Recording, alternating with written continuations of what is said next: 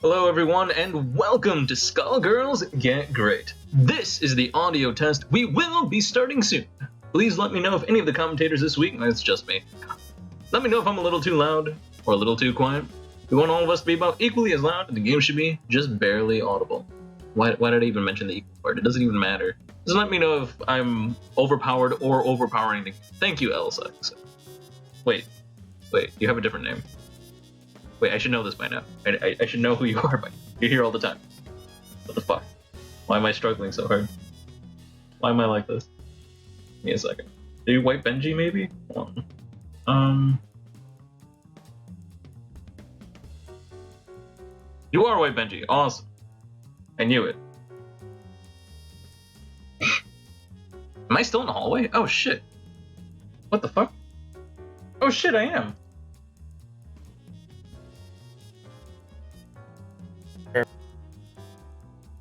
Hello? Hello? Am I still in the hallway now?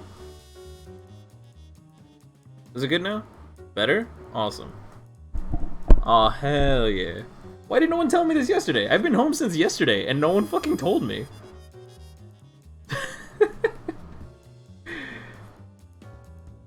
Kenji, I thought by now you would know that I'm the dumbest fucking person on this planet.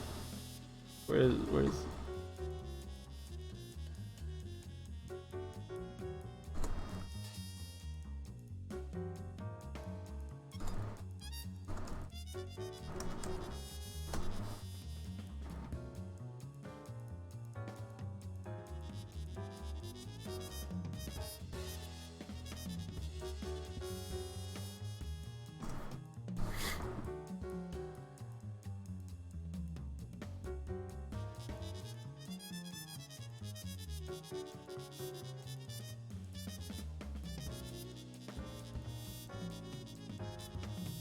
Make sure everything else is fine.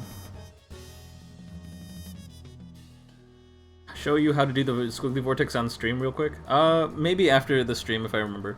But for now, I can just record it and send it to you if you want to do that.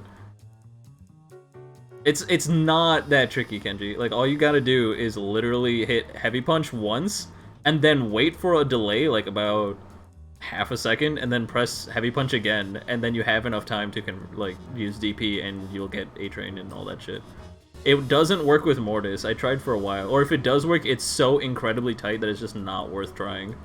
I don't know how much it actually improves the set play, even versus like a duo. Is there someone with me? No.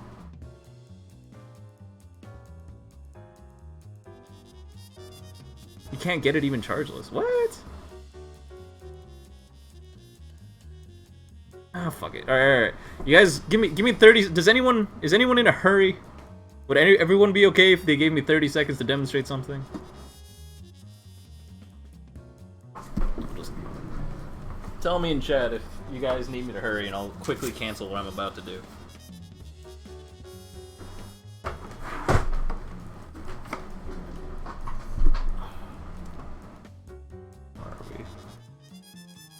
Go for it. Okay, cool. Go for it. Yeah. Just so you guys know, I have not warmed up at all, so I'm about to be real sloppy. And this is a perfect example on... What the fuck? Oh my god, all my controls are all sorts of weird. That wasn't good. That's definitely not good. Okay. What the fuck? What the fuck is happening? What the fuck?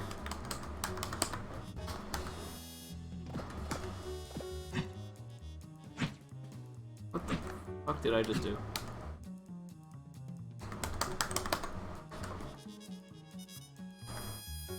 I've never had to do it that slowly before. That was weird. Alright. But anyways, what was I saying? Oh yeah, so this is a perfect example on why you guys should warm up before you guys play on Get Gr8. Don't burn yourself out, don't do a first to 40, but like, do a quick first to 5 or with somebody or something. Just warm up, get your brain in gear before you play on Get Gr8, because those you're not going to play like yourself. That's why you see a lot of people dropping way more than they normally do. It's because they're not warmed up. Sure. It's little bit harder on Swiftly, but I should be able to do it.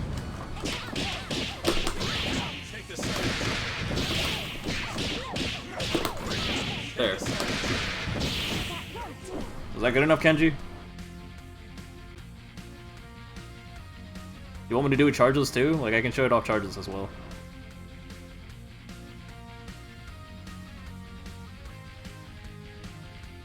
How do you get the cross-up?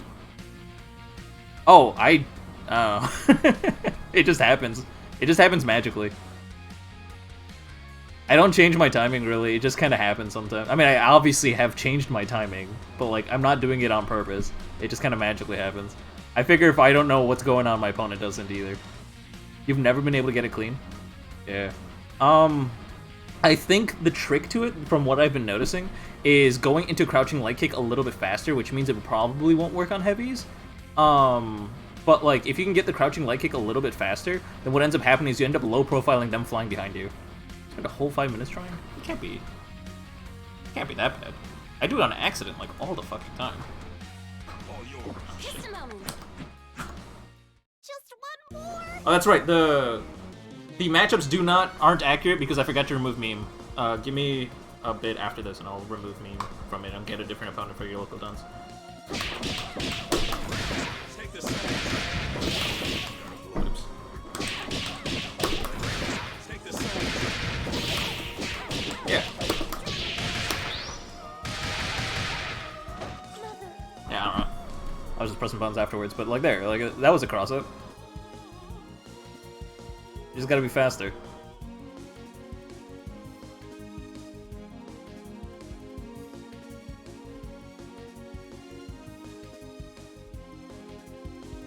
I've noticed the faster you do it, the more likely it is to actually mix up, because like you have no idea where the fuck you're gonna end up.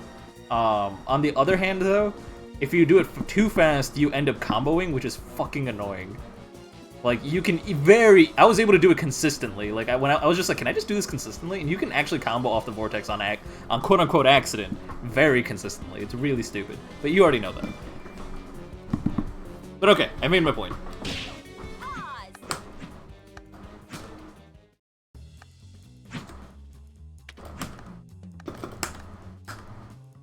Wait, what?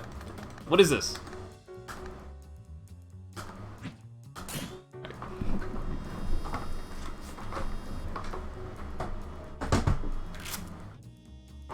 Alright, everyone. Let's get the show on the road. What is up, my guy? Good to see you here. I'm glad you stopped by. I had a nickname for you, because I couldn't pronounce that. Yet? I don't know. I'm just gonna call you Yeti for now. Just for now. Until you yell at me. Meme machine. Let's see. Matchups.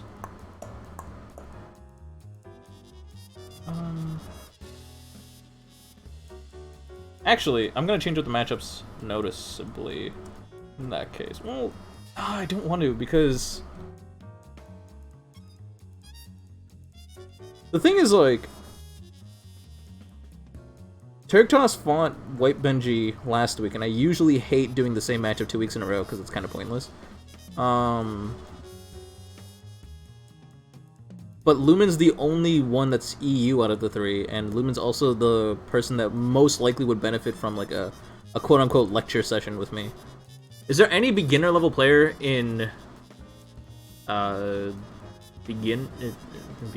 there any beginner-level player in Twitch chat right now that would like to play, against Lumen? If not, they're gonna get a good old lecture session from me. He's just about to take you out back. Oh yes, Happy Diwali, by the way. I was gonna say that as soon as the stream actually officially started, but Happy Diwali to anyone that applies to. And if it doesn't apply to you, Happy Diwali anyway. It's a wholesome festival. Just enjoy it. You would be down, but you'd be installing but you're installing something right now. Then don't worry about it. I'll just play against Lumen, and Turktos will fight White Benji twice in a row. It's fine. They fight each other a lot anyway. PCM lecture. Okay, the matchups have been updated. In case you guys care about that, go ahead and check out the weekly matchups and notes page, and you guys should see the finalized matchups now. There we go. Just hit enter. Wholesome festival that commemorates a victory in a religious war. I mean, sort of.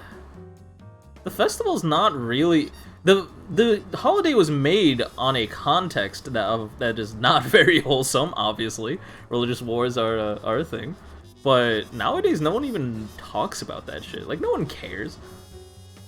You know, like July 4th, Independence Day is like literally light up the air with fucking fireworks and celebrating a war and shit. Like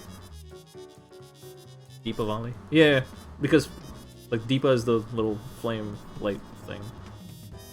That's where the term Diva also comes from and shit. Found out some people in Singapore celebrate and call it Deepavali. Yeah. The thing is, it's if you look at Indian language, there's actually a couple of really interesting quirks, but I'm not gonna get into that right now. But there's a lot of really interesting things based on whatever and how things turned out. Like for example, I don't know about South Indian languages, but in Northern Indian languages, there's no word for goodbye because Indian culture doesn't properly understand that. In the same way, the thing that we used to celebrate, like, a lot of religious people use to celebrate Diwali, like called the Devo, comes from like a term Deepa, and then that you can tie that back to Deepavali and all that shit. It's kind of interesting. There's a whole bunch of weird lingual nonsense that is now lost to knowledge, in my opinion. That's not relevant. What is relevant is our first matchup. Today on stream, first up is going to be Lumen versus me. I should not have put my fight stick away. I'm gonna go ahead and get that.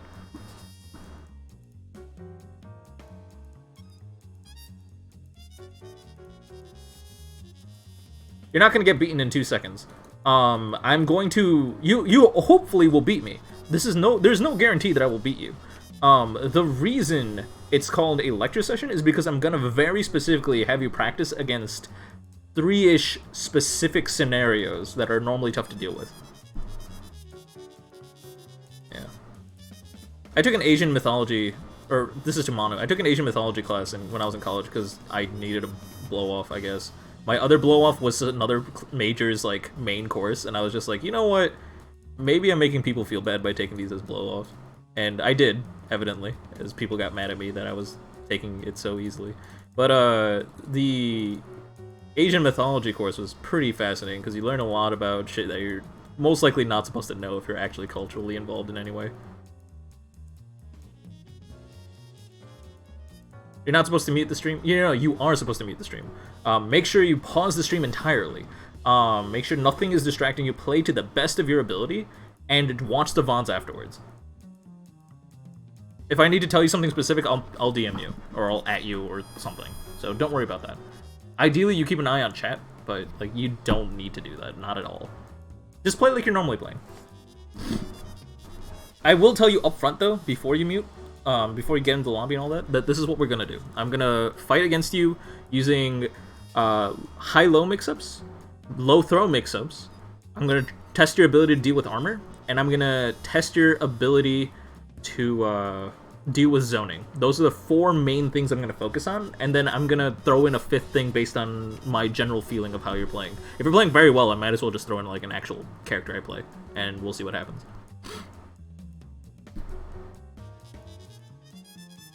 I find it interesting because you're interested in cultural anthropology. Oh, yeah, interesting. Yeah, I get that. That's one of the best things about college, like, take your time and enjoy the fact that you can learn about shit that you're never gonna learn about anywhere else from a professional. But, like, I always tell people this, like, college isn't necessary to finish, but I think everyone needs to experience it, because you learn so much about yourself. It's so important for, like, the growth of a person, in my personal opinion. You don't have to finish it, I don't think it's necessary by any means for anyone's lifestyle choices, but, it is something that is very crucial to experience. That's my take on it. Zoning, no fun allowed. See, you say that. I enjoy playing against and with zoning all the time. It's a little bit annoying when you're fighting Peacock, because Peacock doesn't get easier when you get past the zoning. Peacock gets a lot harder. Because, in fact, when she's in your face, that's where she's actually doing most of her damage. And she's got all the tools to deal with your approach anyways. Like, she doesn't really have a weakness, other than the fact that it takes years of practice to really get good with her. That being said, I still prefer fighting Peacock than, like, for example, Eliza. Eliza's definitely no fun because Eliza doesn't have to think. She closes her eyes, does a mix up on you. She doesn't care what side it hits on. The same buttons convert off of it. It's just you insert reset here and it works. You know what I mean? So it's just like, did I guess right? Oh no, I guess I die. Like that's what it feels like against Eliza. Against Peacock, there's like mental processing, I guess. But it's frustrating. It's hard. It's a lot harder to deal with than Eliza. I'm not saying Eliza's good. I'm just saying she's more frustrating to deal with. Keep that in mind. Peacock is the hardest character to deal with, don't get me wrong. I'm still waiting for Lumen to get in here. I did not share the lobby link. I am a jackass. Give me 1 second. I completely fucked up. Here you go. Skullgirls Get Gr8. Boop. Steam link, Twitch link, and... oh yeah, chat link.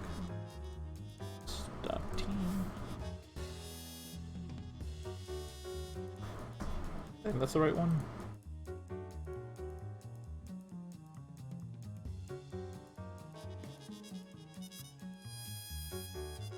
Group chat. Cool. Yeah, that's the right one. And I'm gonna go ahead and share these. Yeah, sorry for the slow startup. I just kind of ran into weird personal issues, and I was just like, ah shit. Well, this is painful. I better go deal with this. Personal health issues, I guess, is a little bit more accurate. Nothing psychological.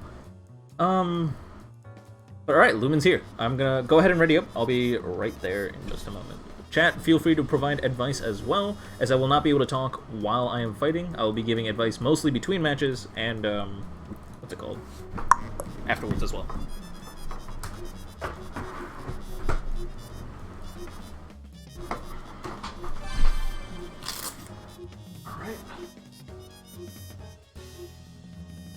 It should be fine. If I need to change the ping, I will after the match. I didn't need to do that. That's fine. That's fine. The squiggly is the only important part. Shall we that was a reflex. This is true love we're making. Fight! Okay.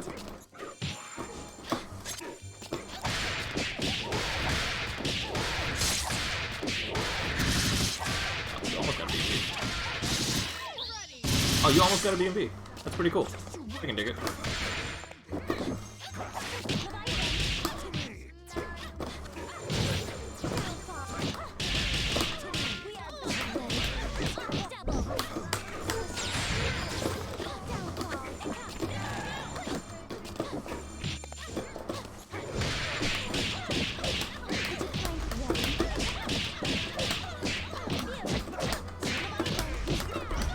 Alright, there's the push block. That's what I was looking for.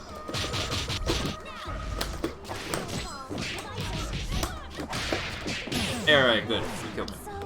Good shit. Go ahead and switch to band.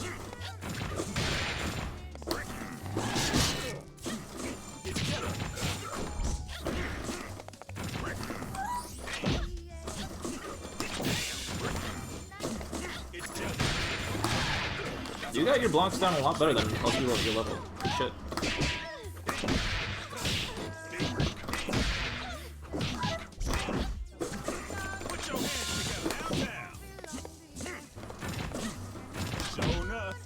Nice switch! That was a good reaction. Well done. Holy shit.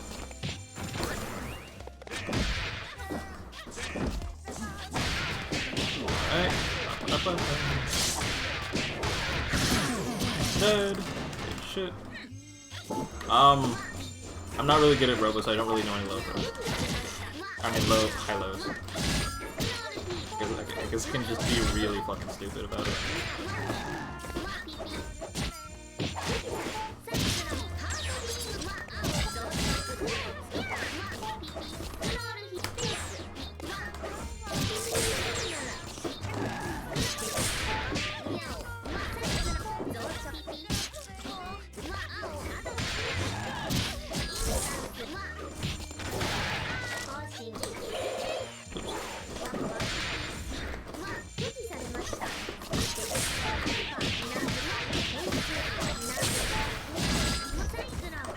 I didn't expect you to stop walking. was expecting.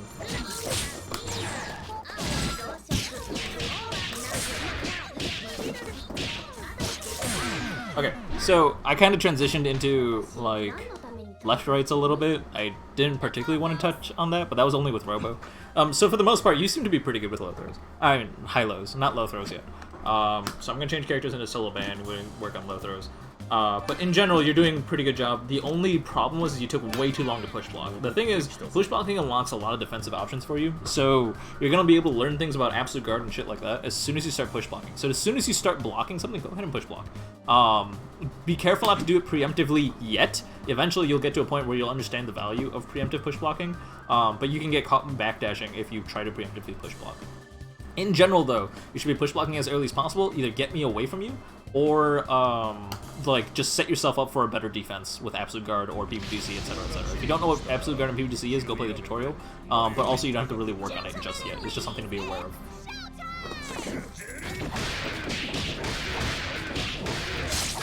Okay, you were switching your block between low and throw. You were avoiding most common like beginner mistakes and stuff like that. So that was pretty good. Good shit.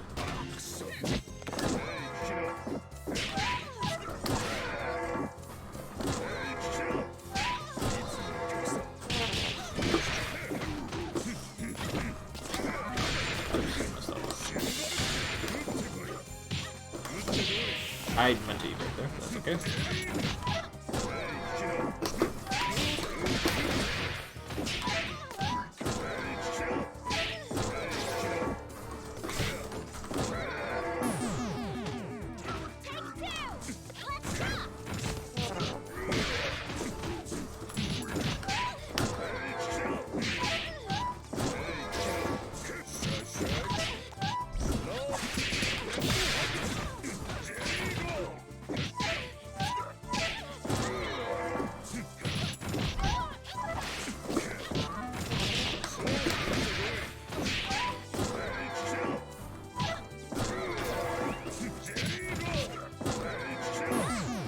Okay, so you struggle a lot more with low throws. Now this makes a little bit more sense. So, a common misconception is that low throws are different than high lows. They're actually really not. And it seems weird, right? It's like, what do you mean they're not different from a high low? A grab isn't an overhead, and you're kind of right. It scales more, and it's a lot more different and all that other shit. But what's really interesting about low throws is you cannot tech a grab while you're down backing. This is a common misconception about Skullgirls. So, the reason that is the case is because you can tech a grab anytime you are able to input grab yourself.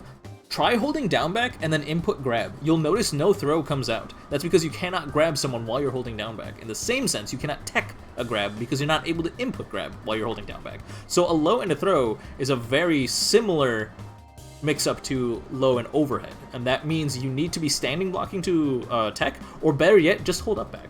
If you hold up back, you'll be hit by the low, but you won't be hit by the throw.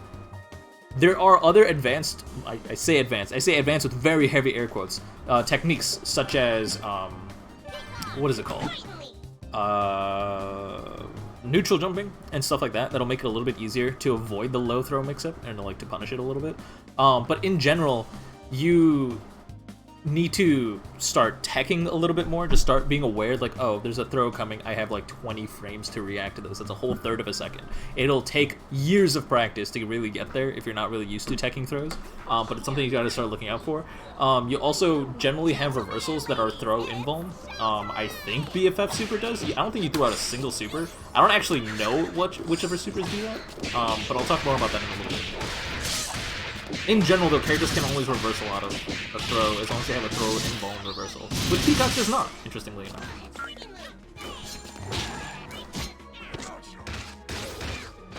I don't know why I'm playing like a dead monkey. Give me a second.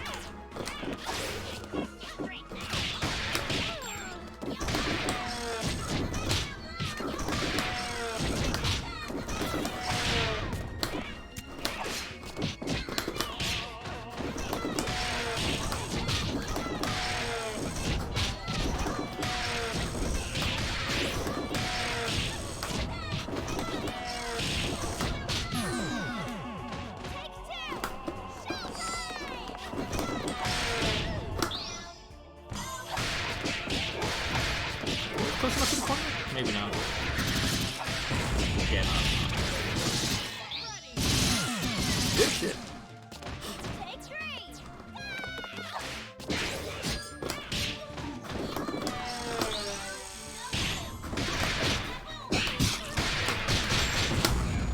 Oh, oops.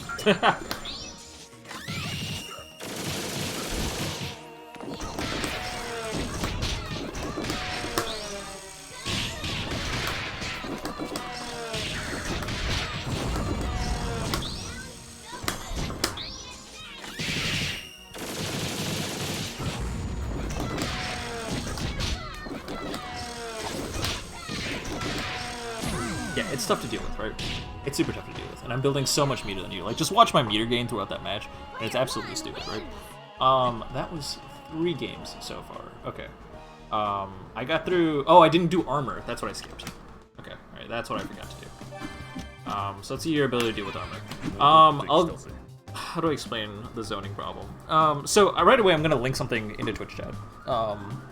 And that should help you understand Peacock's dead zones and a little bit more about the mindset you have to have when approaching Peacock. Because it's tough, right? A lot of people will see that and just rage quit. Like, it's just like, oh my god, it's like a nightmare. How do I deal with that? Like, that was not good Peacock zoning. That was like day 1 Peacock zoning. It was really bad. So imagine what good Peacock zoning could be like. And I'll talk more about it in detail after this match.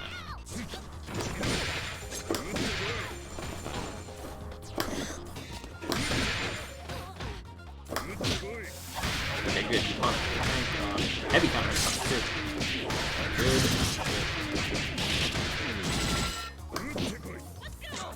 Oh, that works, I guess.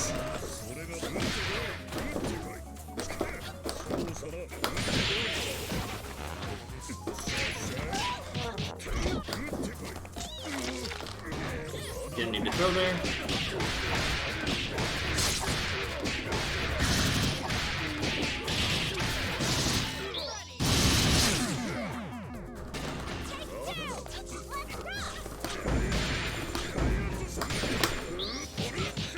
Launch, punish, good. You're consistent at this. Armor doesn't seem to be too much of a detail or issue for you. Good.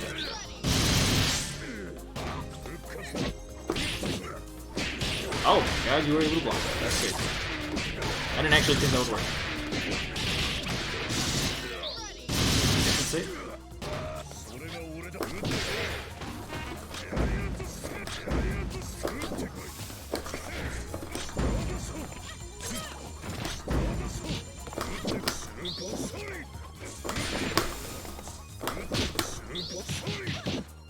We're gonna get you.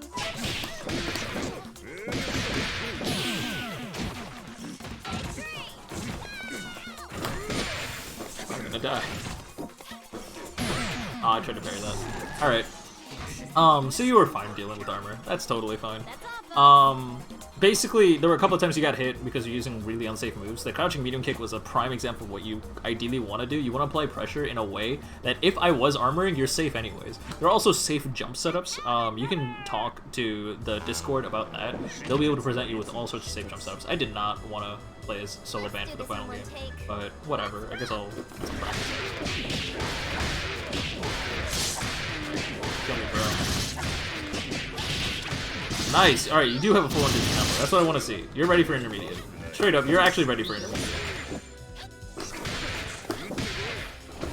The low throw thing might be a thing you want to work on, but like, you can work on that while you're in intermediate, honestly.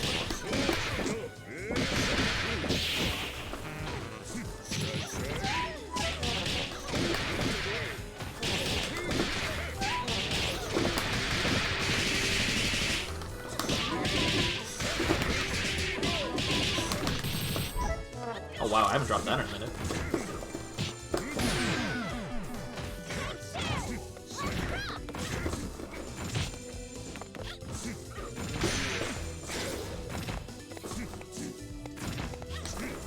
You got really scared after I carried one projectile. I don't know why.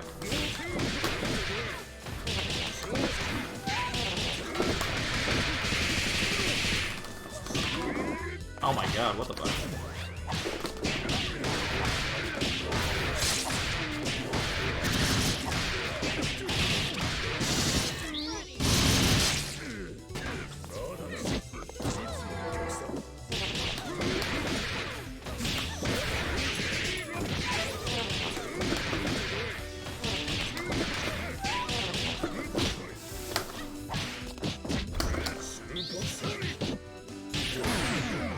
I don't know what I was thinking. I just kind of turned my brain off. I'm like, oh, you don't have health. I was just being bad. Okay. That last game wasn't supposed to teach you anything. It was just me playing a really shitty band. That's about it. Final notes, though. Let's see. Like, you were fine with high lows. You were switching your guard a lot. You didn't get over obsessed with down backing, and you didn't just walk backwards the entire game. You did fine with armor. You were blocking most of it, and then getting a heavy counter hit punish. That was solid. You also know a full undizzy combo, which is usually the minimum requirement we have for before people enter intermediate, is to be able to be somewhat consistent with a 240 undizzy combo. You had that. Fantastic. What you should be looking into now is like having a quick burst bait or something, like after that, or just somewhere in general, and then having a couple more resets. There's plenty of resources out there for that, but if you need any, you can always at me on the Discord. That's the things you should be looking into now, but it's up to you whether you're ready for intermediate or not. It's always obviously up to you. Obviously, a lot of that wasn't like real games, so you might not feel comfortable like going into intermediate just yet, but you were punishing, you were blocking, you were not using your meter, but that's a common issue that you can be working on. If you want to work in that in beginner bracket, I understand that. That makes a little bit more sense. But in general, you were fine. The only real place you struggled were the low throw mix-ups. You didn't seem to know what the fuck to do about throws at all. The easiest thing I can say is just work on that. There's like plenty of small tips and tricks that I can teach you about dealing with throws, but let's see if it's a consistent problem first. Alright, let's move on to the next 5 games. It is going to be between White Benji and Turd Toss, if I remember correctly. Not looking at my little cheat sheet right now.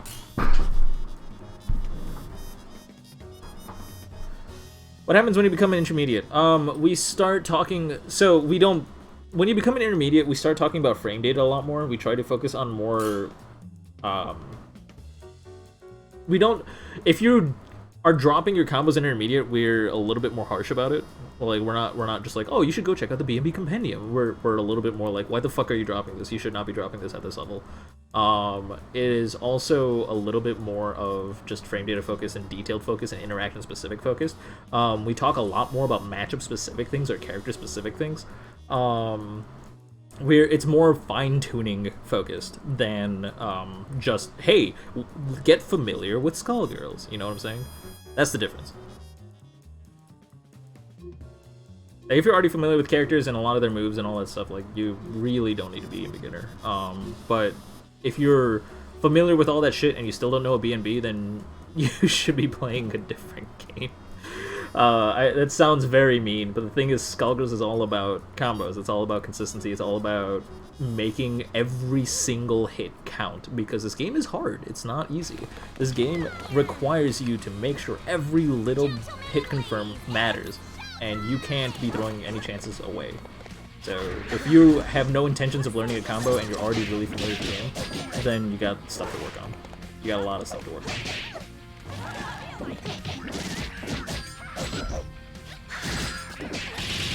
I worded that poorly, but hopefully you guys understand. This is set play the game. Alright, full combo. I liked it. You didn't end in a super, don't know why. You had the meter. I guess you were maybe saving it for a DHC opportunity. You're also not really using your cremation assist. I don't see you calling any assists, so I don't know why. There it is.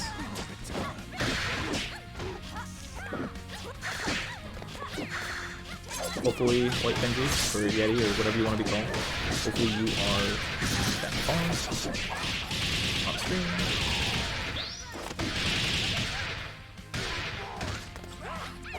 Okay, so that was good. That was good. White Benji, I want you to pay attention to your undizzy when you tech there. You'll notice that it cut in half as soon as you tech.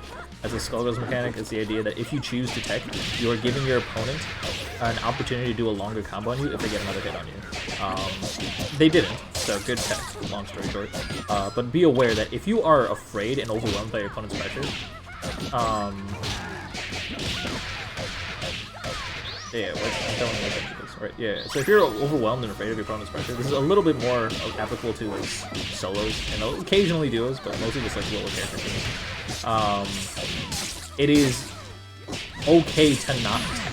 Kenji will strongly disagree with me on this, but the reason you have to not tech is that you get to limit your opponent's options on Wake Up, because they can't really do a lot of damage to you. Don't tech if you think you're gonna get hit on Wake Up. Basically, yes. A lot of people just tech because they're just pressing buttons trying to get out of the corner. What I'm basically trying to say more accurately is be intentional about it. If you're going to tech, make sure you did it for a reason.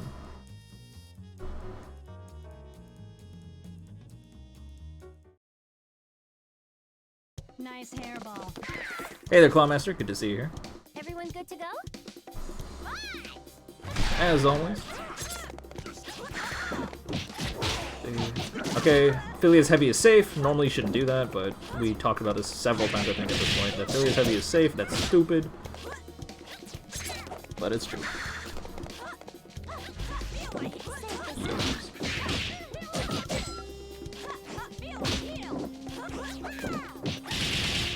Crouching medium kick, that didn't convert. Honestly, you should be using crouching medium kick first string anyway. Use crouching medium punch, I think. Can someone correct me on that? I don't actually know. Is it crouching medium kick is what you're supposed to do? Yeah, whatever.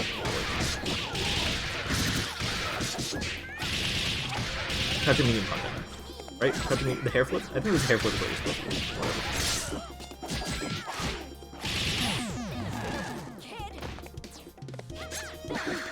Let's see.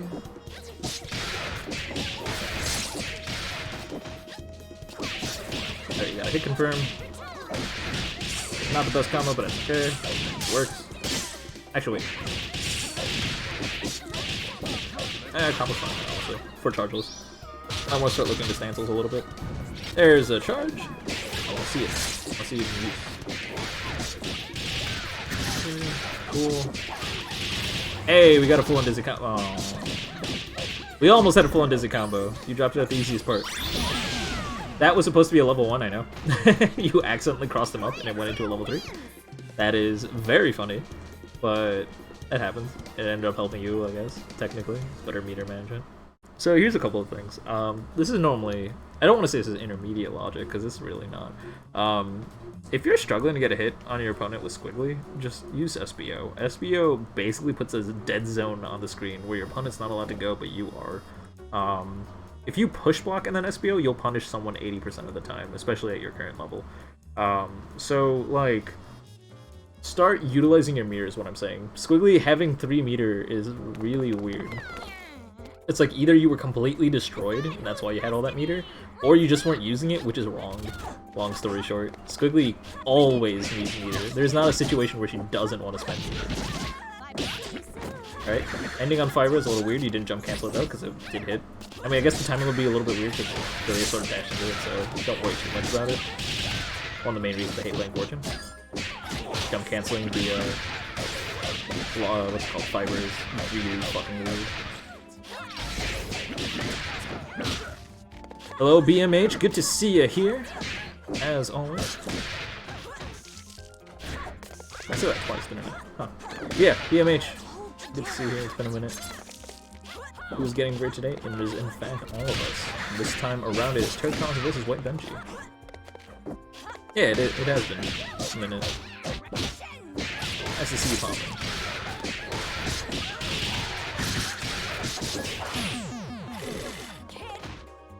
Oh, Wi-Fi. Gotta fix that shit. Let's get a power line adapter or something. I heard those are magic. Okay, interesting. Daisy, are you gonna build charge? No. You went for an uncharged DNB. That is not something to combo from. If you don't have charge, go into Arpeggio. Arpeggio is plus 11 on hit. Oh shit, right, not frame data. Arpeggio, you can convert after on hit with a crouching light kick. I think you already used that button though, so it wouldn't have worked in that specific situation. But the general idea is, if you use Daisy, the reason you use Daisy in the middle of a combo is so you can build a charge. If you're not used to building charge after you use Daisy, start practicing. Squiggly's not an easy character. You're going to be practicing a lot of difficult things early on because, hey, she's hard.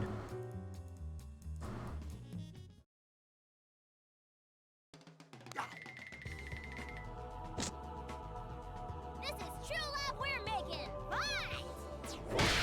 Launcher. Sure. Let's see. You really... Turk, I don't understand why you're dropping that combo. Is it not a route you're familiar with, or is there something weird about it, the spacing? I'm honestly not sure. You should just be able to combo from there like normal, right?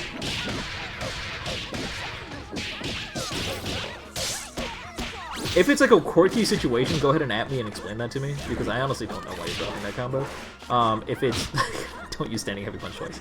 I know it's good, it's not that good. The alternative thing is, like, if you find out that it's like, nah, you just dropped it because you were bad, go into the live and combo, practice that combo a lot, please. You've gotten like 3 or 4 hit confirms that are like, have not gone into full combo. You know a full 240 on Dizzy combo, but your inconsistency is just barely too high that I can't put you in that I can't recommend intermediate yet. Like, you're so close to intermediate. Just get consistent with that combo. Yeah, your turn, it's safe. So standing heavy punch is safe, but it's not your turn anymore. Like, you have to block afterwards. Unless you have an assist, but you don't. The woes of a solo player. You should have been looking to snap. You should have been looking to either grab or just hit and apply a little bit of pressure or something so you can get into a snap. Because you had a bunch of red health and you're a solo player, and solo players can only heal by snapping. Let's see. 3-1, so last game. I haven't talked much about the Fortune. I think that's like the only thing that I haven't really touched on today. Let's see. I guess I mentioned a little bit about the fiber conversion, but that was fine. Like, that was a weird situation. Family won't allow it, sadly. What do you mean family won't allow it? They won't allow you to plug something in?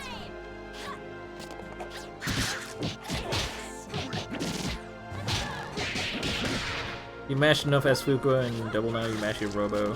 Nice. Good shit. They don't want any wires going through the house. There are no wires going through that. A power line adapter plugs from your router into an outlet. And then the other end of a power line adapter is an outlet into your computer. It's basically just a plug. There'll be no wires running through that. Yeah.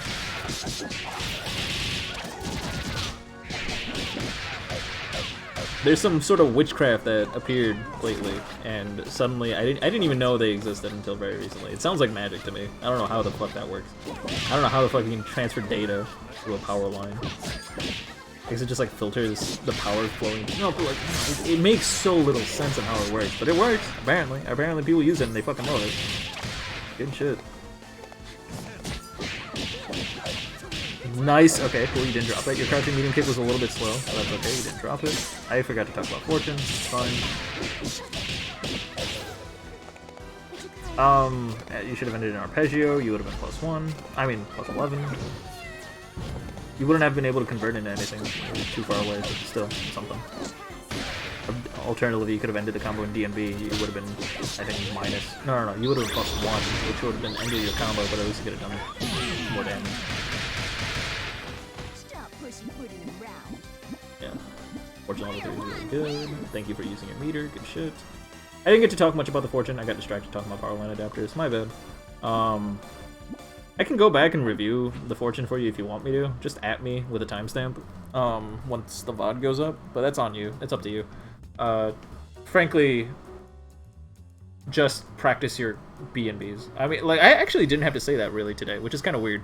But I guess in standard beginner bracket tradition, if you type !B&B into Twitch chat, you'll be provided a link to the B&B Compendium, where it has all these combos for all of your characters. They're not the most optimized combos, but they will help you practice the most important links essential to getting good with your characters. You guys already know about this. I pray to God you guys already know about this. But get more consistent with your combos. That applies to you, Turknos. You dropped your affiliate combo a lot. If you're playing a solo, you have to make every single combo count, so it's extra important for you. And this applies to the Fortune Squiggly player, because I barely saw you convert at all. You just kind of did a couple of strings, then died. Finish your combos. Learn your goddamn combos. Also, specifically for Squiggly, start learning to build a charge after Daisy. It is hard. It is not something you will master right away. It'll take months of practice, but start practicing that now.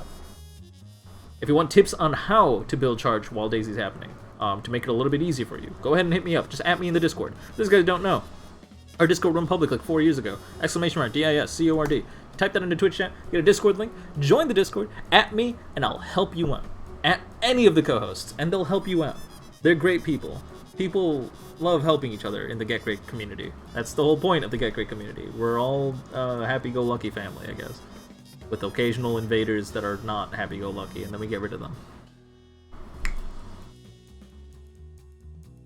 Wake up early to finish paper, dawdle for an hour, procrastinate for another hour, half an hour, turn paper seconds before it's due, perfectly scheduled. Aw, yeah. Optimal. It's that good shit. That's that set play.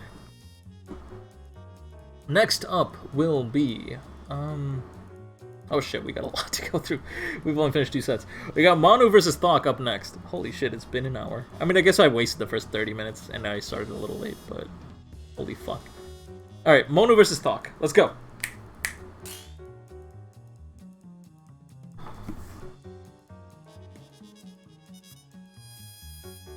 I didn't even have enough time to remind people to join the Get Great group chat. If you are participating today, please join the Steam group chat by typing !GG8 chat into Twitch chat. Provides a link to our Steam group chat, which is absolutely useless, but I do need you there because that is how I will find you or how your opponents will find you if I ever need people and you're not here in Twitch chat. You know what I mean? It's an easy way to find people, and it's not cluttered because no one types in there. So it's like just a good little organizational way to contact you on Steam. So please join the Steam group chat if you are participating today. I would greatly appreciate it. And stay in there until your set is complete. I haven't needed it yet so far, so it's not a big deal, but it is very useful in case you have to, like, I don't know, message me or I have to message you if you have any questions, etc., etc., etc. I talk to you first.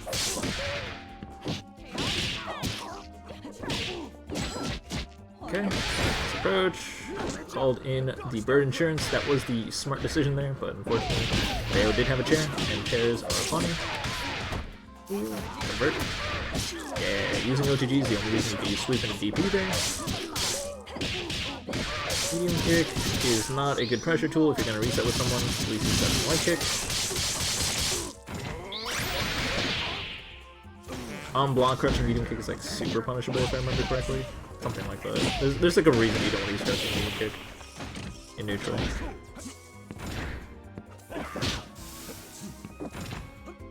Oh shit, it is solo bayo.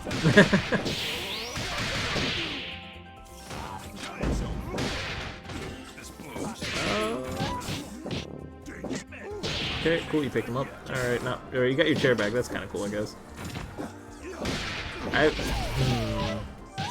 Okay, so sweep and you chase the tech. It's kinda cool, I guess. Nice block. Show me a full combo. Get 5 meter. Please. Please? What are you doing? Why, man?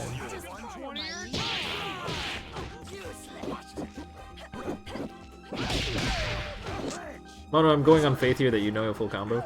You should do it. Ah, damn. Come on, chair toss worked for you before. You should have just done it again.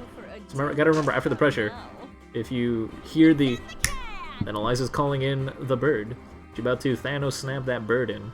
So go ahead and throw that chair and punish it. It already worked for you. There's like visual evidence for you. Man, talking is hard. Wait, why am I using this beat rate overlay? There we go. That's what we want. Is this the last set? No, we're not even halfway, fam. Today was pretty loaded, which is really cool. I'm so excited that so many people signed up. It makes me very happy. No one said Parasol, but that's pretty cool. Parasol's also pretty dope. So, if you're gonna use spooky skeleton pressure, always end in an axe, or always just only use axe. Like, jump in the air, throw out axe, and then cancel it into a grounded axe or something like that, so you get 2 axe hits, shit like that. Axe is really good. Axe is really, really good. Butchers is not very good. If you're gonna end pressure on Butchers, you're just asking to get hit.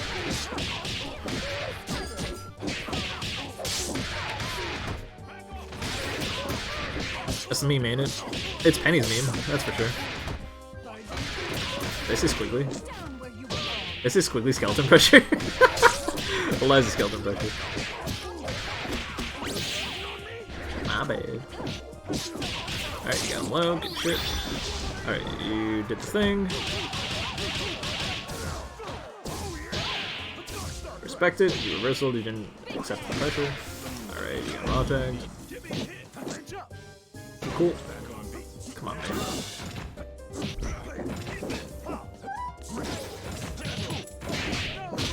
That's not a combo. Alright, show me a combo.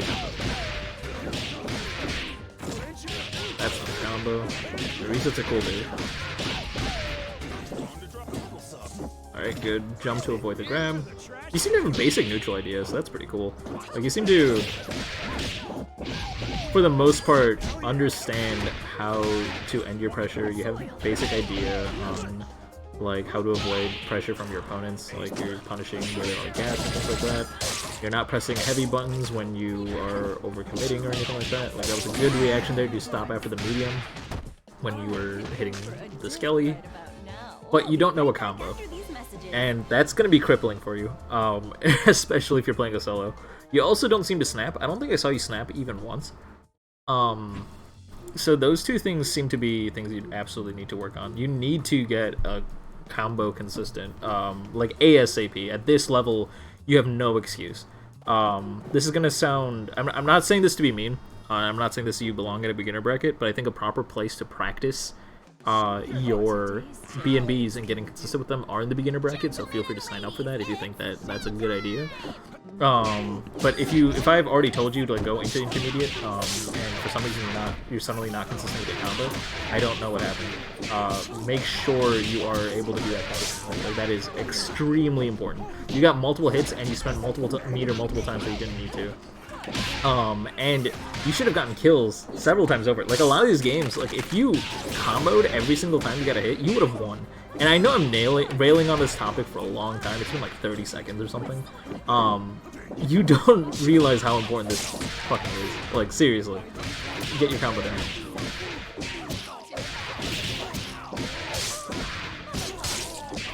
Alright, cool stuff. Hey there, Lucky B, good to see you. Welcome to the stream.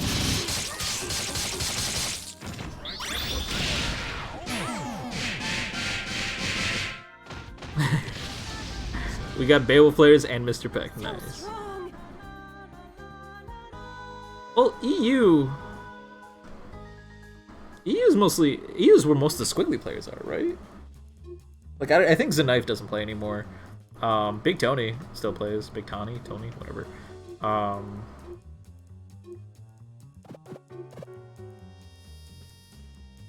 Missing No is gone.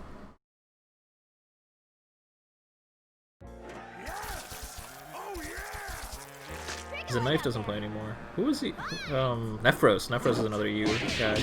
I know Nephros is training one of my friends to be really good with Squigly, and I forgot his name. I forgot his tag, I should say. Like, it's been so fucking long. We haven't talked in so long. I think it started with an S.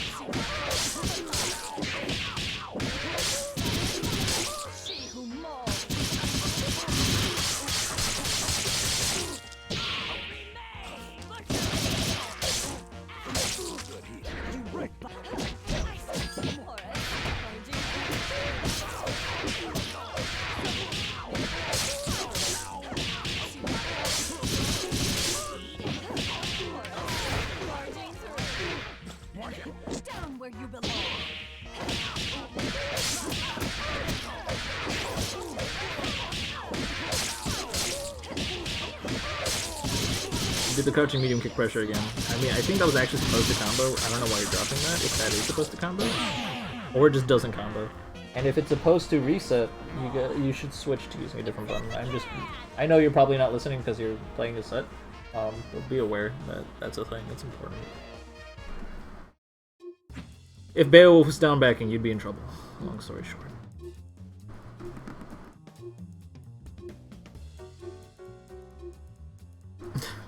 Best player in Atlanta, best player in some arbitrary country.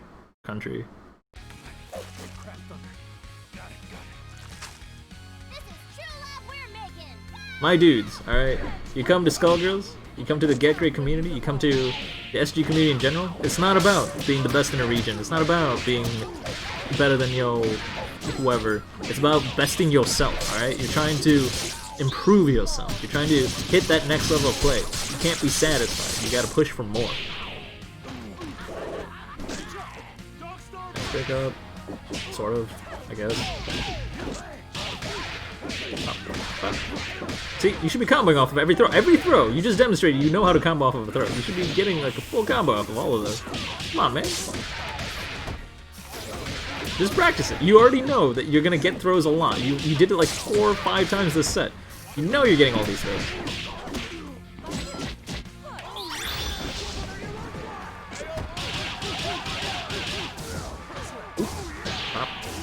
Boop. Chair toss. That's a finish. That's funny. I am liking I'm liking like general decisions you're making. I like the fact that you're picking up your chair constantly, and I like that you're admiring the fact that you have that chair, because that chair is very important to you. I don't like that you're not snapping. If you get a hit confirm, snap. Come on. You can do it. Instead, you didn't have a combo. Come on, man. Alright, that's okay. Obviously, I mean, hopefully, I guess I should say, you pause this stream, and you get to hear my giant rant once the VOD is up.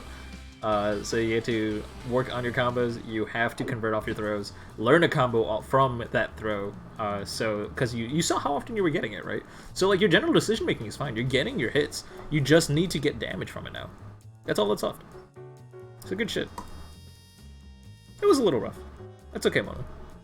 We're here to improve. We're not here to show the best we can do. We're here to show what we need to work on. And you showed that you have some things to work on. That's what's important.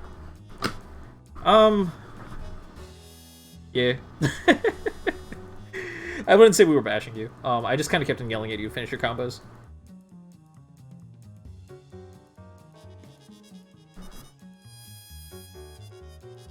I kind of feel bad because I didn't talk enough about the Eliza because I was so fixated on the combos.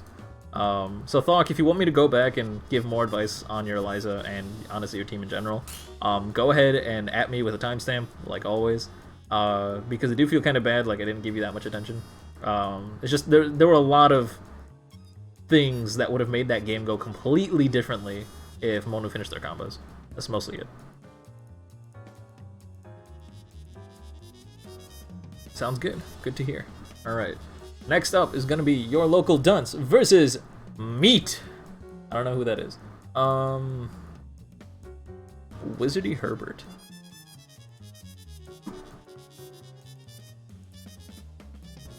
They are currently online.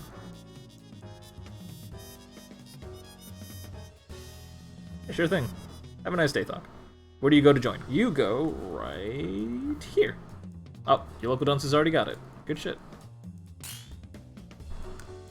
Her name is Just Meat, with a very disturbing icon.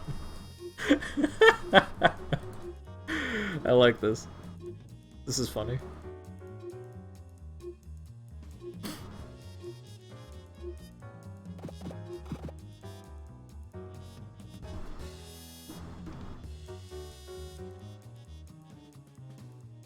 The thing you really need to do is get a combo for heavies. You do have a combo that's full on dizzy, but it's only for light characters. Oh, yeah.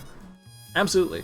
Learn a universal combo, know it like the back of your hand, and use it in case of emergencies, and if you remember to use combos that are not universal, then use the non-universal ones.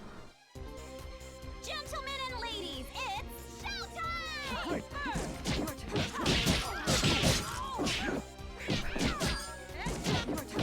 Okay.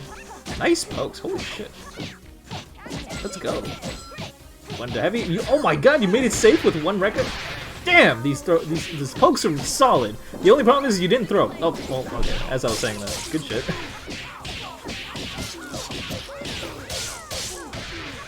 The pressure was solid. Good shit. Use tier a little bit more and maybe throw out your head because your opponent was in the corner.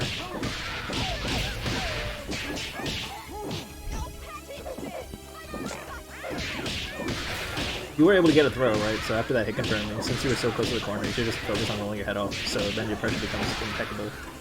Your pressure was already super good, like you were playing neutral. You were playing some Tekken right there, that's what I fucking saw. You were playing some fucking Tekken. Okay, stopping out the medium, good shit. Maybe you should try to throw a little bit more. There it is. There's the throw. Bayo, push block.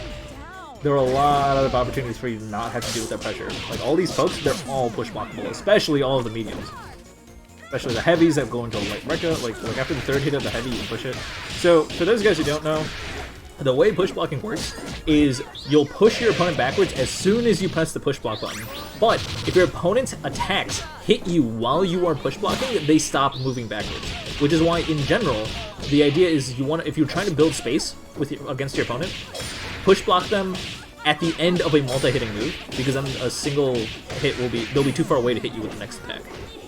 If they are not using it in multi-hitting move, then you want to push block them first hit, obviously. And if you want them near you so you can PBGC, then just push block the first hit always, basically. Or you can wait until like a multi-hitting medium comes out or something like that if you're super messed up. But like, that's kind of how it works.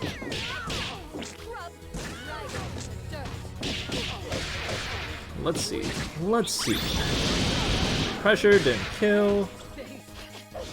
When you notice that they were blocking, you should this wire seed, honestly, and like, I don't know, done bike super, I guess.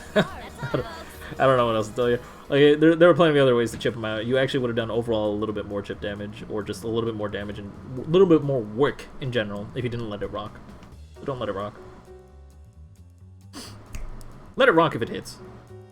And it's at the end of a combo if it's gonna kill, etc. Can you check your internet real quick? Yeah, go for it. Go for it. Take your time.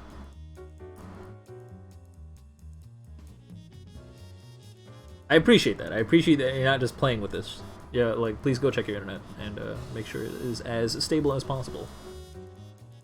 Ilkajon's saying it was fine on their end. That's cool. Interesting. I don't know if they just reset the router or what, but it's green now. Game was slow for you? Oh, that's weird. Both of you are playing on Ethernet. Both of you seem to have not the best jitter, but it's... Oh, well, no, it's not stable at all. Turn off the torrents.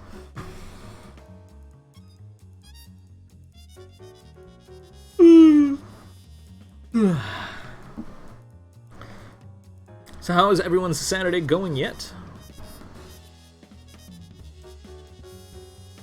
Later, Mono.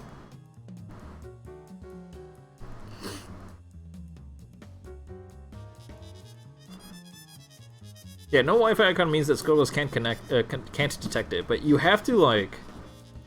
If you're using Wi-Fi, you have to go really out of your way to hide the icon. Considering how Wizardy Herbert was, like, voluntarily checking their internet to make sure everything was okay, the odds are that they probably were not on Wi-Fi and trying to hide it. You're on wired, but your down and up speeds are pretty slow. Okay. Well, the problem is your jitter was high, not your ping, right? If your ping was high, then I understand, like, the whole slow internet thing.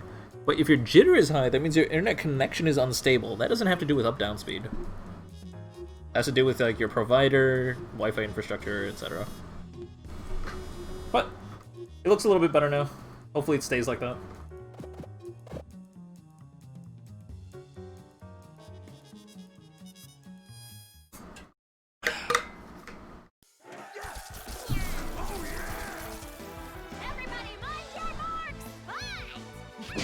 Okay, got him with the overhead, didn't confirm. Actually, yeah, like 3 hits there and didn't confirm. Finish the combo, go into level 1, roll your head off. Okay, burst space fine. I respect it. Okay, cool. Throw. Didn't do anything with it. Not cool. Okay, let's look at this.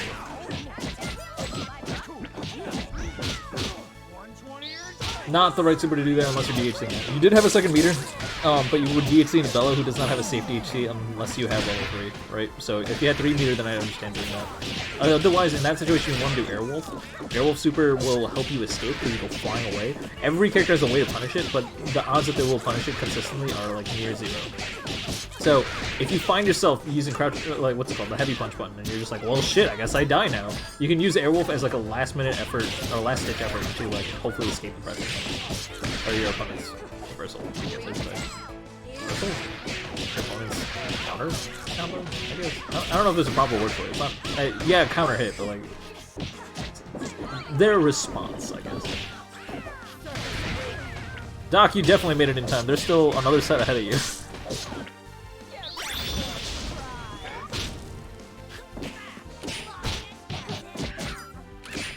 The 5 games doesn't matter. The 6 sets is what matters. Playing 3 games versus 5 games, the difference is about 2 minutes per set. The hardest... I actually did all the math behind this before I decided how many games people should play, and that's why the cutoff is 12. If there's more than 12 people who signed up, then you guys will play 3 games. And if the cutoff is less than 12, or if it's 12 or less players signed up, then you guys will play 5. So it's still possible to sign up? No. That's all, folks. Sign-ups still close at the beginning. I have to make setups before the stream starts. Or sets before the stream. The matchups before the stream starts. There we go. God damn. Why am I fumbling so hard to try and explain this? The 5 games doesn't matter, is all long story short. The part that matters is that we have a lot of sets. And that's cool. I'm excited. I'm happy to see that.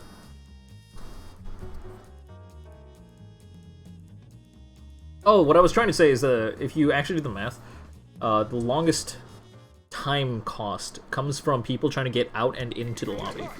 That's where most of the time actually goes. Gentlemen and ladies, it's showtime! 3.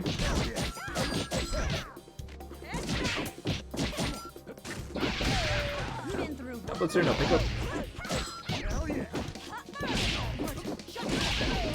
Bit of neutral spaghetti. It's okay. Oh, we got the wolf blitzer. Alright, that's okay. Just kind of went into a slam. Got the chair.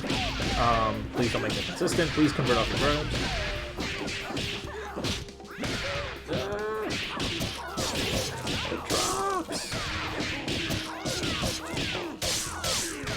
I'm Wizardly already... what is their... Meat already said that they were experiencing slowdown on their end. Internet connection. But it's their internet, so it's kind of weird. A reminder that if you are concerned about your connection, GDPO is a thing. Make sure you set your make sure you set your frame delay to something that's appropriate for you. I personally recommend 1 for every 8 ping. If your internet is looking stable and your connection still seems to be funky, it might be just your game actually. You might just not have the hardware to support it properly. In which case, make sure you turn off 3D backgrounds. Make sure you're playing on the Under the Bridge stage, because the Under the Bridge stage has an unconfirmed rumor that for like the last 2 years that apparently produces the least lag for your game. I don't actually know if that's true at all, but like that's what everyone's been saying for literally years. More than 2 years, it's like 4 at this point. 3 years? 3 years. I think it's about 3 years. It's jazz. Hell yeah. Yo, Unfinished Business? That, for those guys who don't know, the name of the song Under the Bridge is called Unfinished Business, and it is legit one of my favorite songs. Like you know how every stand is named after a band or a song? Unfinished Business would be my stand. That shit is my jam. It's so good!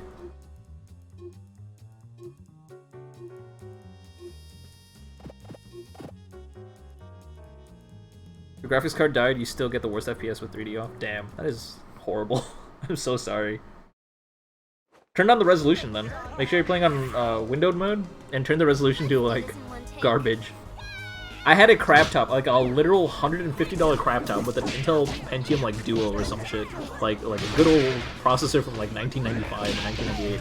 And it ran Skullgirls mostly fine, like around 50 FPS. But I had to use the lowest resolution, at which point almost nothing was distinguishable. But it was funny, and it worked. Me and JP played a set in New York with that, which was hilarious.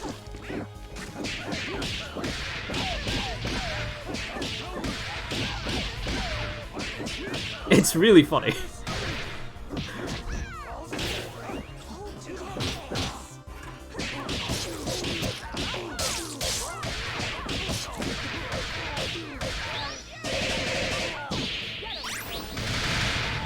Yeah, JP. Me and JP used to hang out a lot. And JP used to be a really, really big part of the stream. He's still around, but he doesn't do as much. I shouldn't say he doesn't do as much. That didn't come out right. He doesn't stream as much. AP rules the leaderboard. Oh yeah, it does. That's right. He's been climbing up the leaderboard, which is kind of funny. Oh, does he? That's cool. Good shit.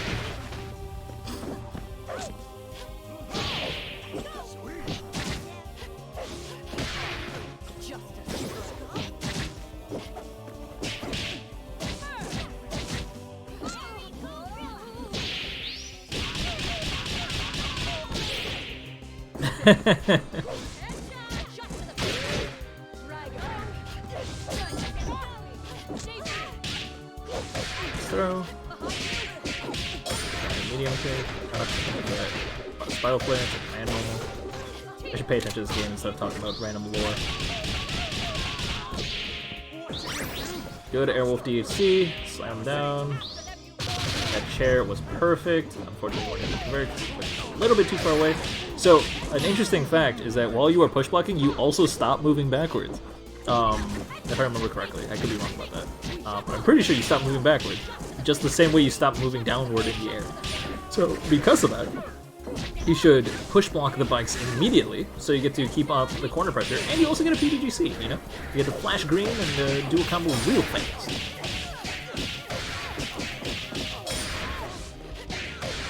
The Dummies Guide on Bayohide.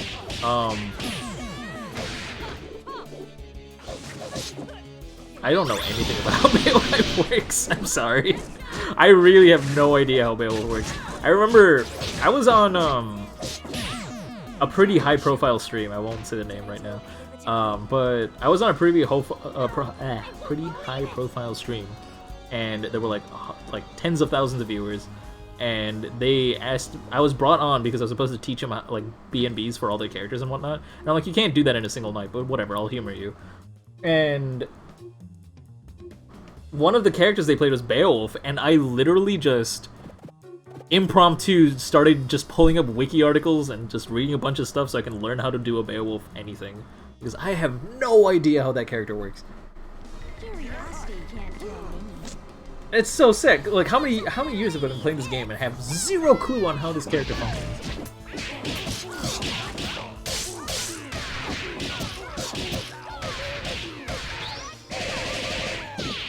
I know his super, I know his chair, and I know his armor, I guess. I guess I have a little bit of an idea, but that's about it. Hello. Alright.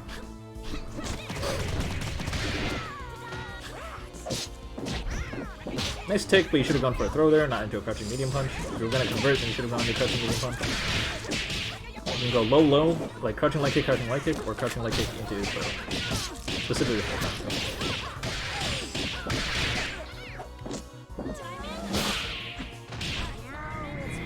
Beowulf just requires more intelligence and discipline than the average SCP player is capable of. Truly, we are the elite.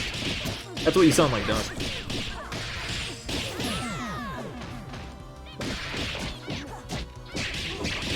Stay away from scary chairman. Poetic. I don't really have much to say. That's not true at all. I do have a lot to say. You guys aren't finishing your combos. You guys are getting a lot of hits, like I said in the beginning. But, I mean, it looks like you guys are playing a lot better now. So that's kind of cool.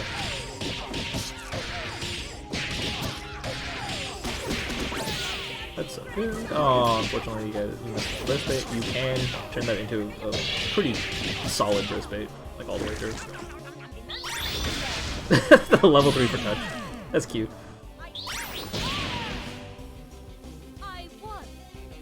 We'll be right back after these messages. You also didn't give Parasol much of an opportunity to reversal. Like, that was a really good management of Parasol's height. Like, Meat, I kind of wish I got to say a little bit more about your play. You know, same thing as everyone else. Fuck it. Like, just send me a timestamp with the VOD once the VOD is up. And if you want more advice, and I'll take a second look and see if I can give a little bit more information. The thing is, you just never got a turn, and when you did get a turn, it ended very quickly. Like, you just did a couple of hits and then just ended. Get a little bit more consistent with your combos, and just make a little bit more out of all your hit confirms. I honestly wish I could give you more solid advice than that, but like I said, just grab a timestamp at me in the Discord, and I will try to give you a little bit more concrete advice, like a little bit more like matchup specific things. I mentioned the Airwolf thing a little bit earlier. That applies. I just felt like, honestly, okay, let me rewind that. I said you didn't get that many turns. That's not quite right. You guys got both about an equal amount of turns. But your local dunce was able to make more of it, and the result reflected that. You need to push block to get out of pressure more, and you need to be a little bit smarter with your hit confirm so you can get a little bit more done. That's what I'm gonna say.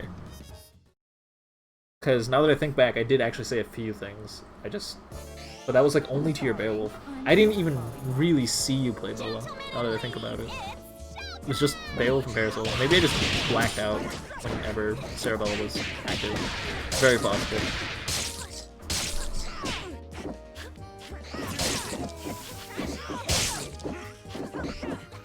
Oh, so Grey Arsenic is taking the Mo open lobby slot? Okay, cool. I honestly didn't even know. Did Grey Arsenic say that at some point? That's cool too, I guess. This is the next set, for anyone who's wondering, I guess. Wow, nice avoiding on the D&D. And it kind of sucks you got hit from behind anyway, but like, that was actually solid avoiding. Like, you didn't mess up there. Up back. H-Brass. Scalpel, do fun thing.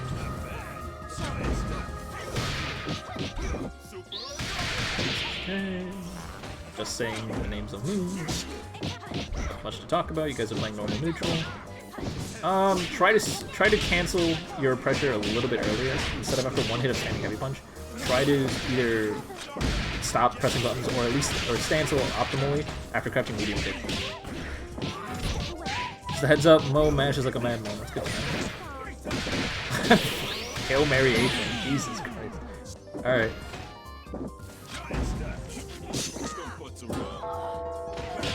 Options like parry. I can dig it.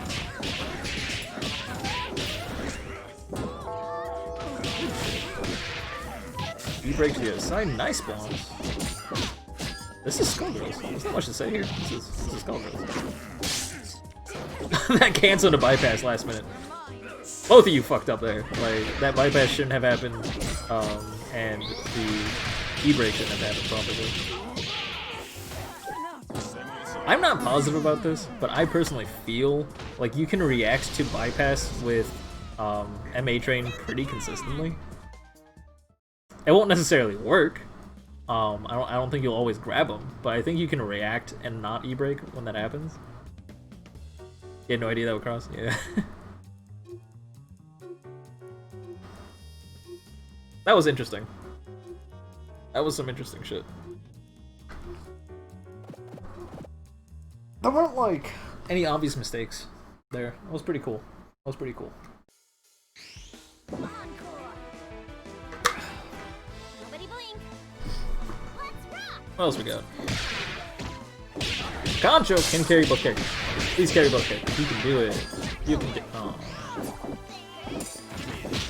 If you carried both characters, you could have snapped and you could have killed. Same. If nothing else, you could have at least DHC'd and done that. Yeah. But that's not good.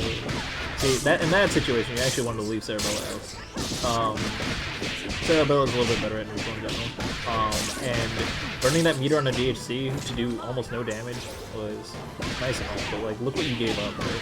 That squiggy damage you did is all red health. All that's gonna heal back as long as Grey Arsenic doesn't let you go. And Valentine has all the tools she needs in the world to not let you go.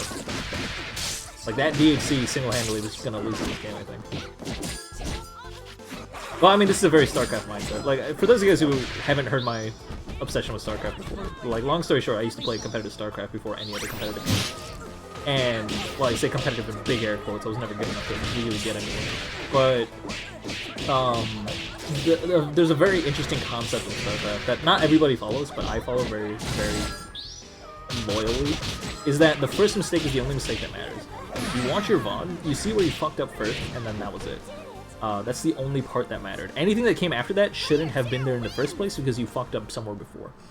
In the same sense, there were plenty of mistakes on everyone's side, but the mistake that cost you the game really happened around... they did that in chess too?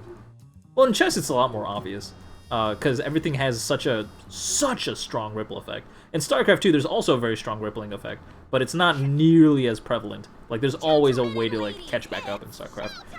Chess, not so much. Chess, once you fall behind, you really fall behind. If you're playing good chess. Because in good chess, there's a way everywhere. Chess be great win. Oh, I would totally be fucking chess. I love chess. I'm not a god. I'm not great. But, I've beaten some pretty good players. That's kind of fun. Also, one of my dad's friends is like a world chess champion, so that's pretty good. Pretty badass. He used to play with me all the time, and I would lose in like 10 turns tops. Like, I would just be like, well, shit, I guess I die. GG at chess tourney 1. I'd be down with that. Anyways, whatever I was saying, it's like that DHC cost the game. I don't know why I'm still fixated on that. But here we are. Wait, I think you were tumble running, and that's why you got hit. In that case, that's totally reasonable. Like, good punish on the recovery of tumble run, because tumble run does have recovery. There is a chance that you were just dashing forward. No, you weren't dashing forward. You were definitely forward. Never mind. I'm not even gonna. There's no reason for you to dash and not block. Is what I was gonna say. Holy shit, you did not get grabbed. Holy shit, that silver cord worked. I mean, I guess that's a good way to punish someone who mashes a lot, right? Someone who just, or not even mashes necessarily, but just throws out unsafe bullshit. Alright, light counter hit punish, that's fine. You should have done a heavy counter hit punish. If you want to know a heavy counter hit combo, I can show you the one I use. Actually, no, wait, it doesn't apply to your game. I can't show you. Well, can I? No, I can't show you the one I use. But I can get you. I can probably help you out anyway, because Squiggly does like 10k on heavy counter hit. It's fucking stupid. Imagine knowing counter hit combos. You're an intermediate, you better start working on it, buddy.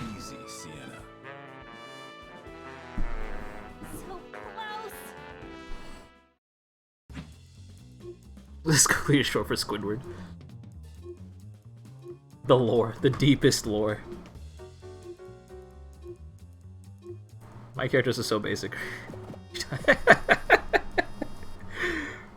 Hey man, alright, look. Heavy counter hit combos are significant. There's a lot of people who be like, oh no, I gotta optimize my BNB, so it does 200 more damage. A heavy counter hit combo will get you 3,000 extra damage for no effort. Like, just fucking, it's like, just take my money, you know what I'm saying? Like, just fucking do it. Someone's handing you all of their health on a platter, just fucking take it. You have 2 meters, then they die. Like, you know what I mean? It's like you do 3,000 extra damage, all you need is like 2 meters to finish up that combo, or 3 meters to finish up that combo, and just boom, you just killed a character. That's cool, I guess.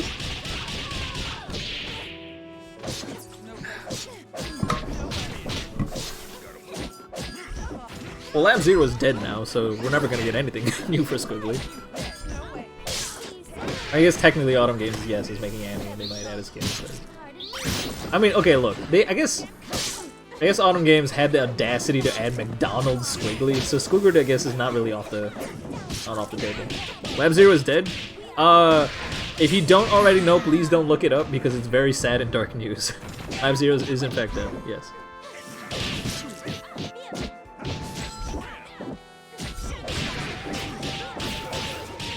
Long story short, Mike Z went rogue and hurt everybody. If you don't know the story, I promise you it'll ruin your month. Just don't even bother.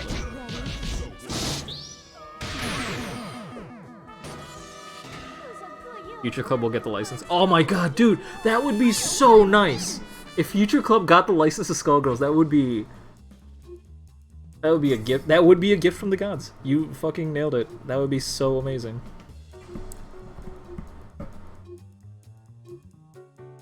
The fucking McDonald's skin for Squiggly is so stupid. I don't get it. Why? Why? Why does she get a McDonald's skin? I don't want her to have one. Why? There is already one clown in this game. We don't need another. We're still getting Annie. That is correct. She has stripy arms! Oh, shut up. You sound like Sam. Nice punish. Unfortunately, you couldn't get the Squiggly. Can you convert? No! And I don't even know if you had OGG. Well, you should have had OGG. That was a reversal. Oh, fucking no. Counter hit. Oh, that's awkward. That's awkward as fuck. Please have me say that again.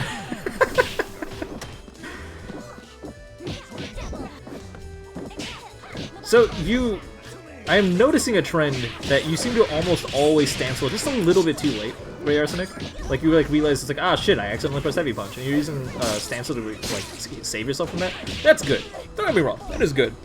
Better to save yourself than not do anything at all.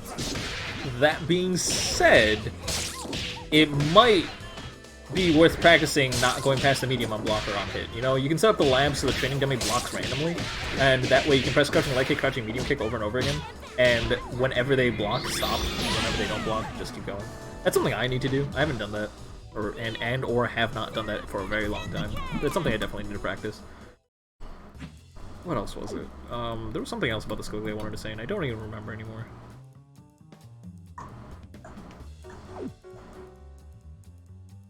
It's not important. In general, though, I talked way too much about the Skullgirls instead of talking about Mo. I feel bad about that.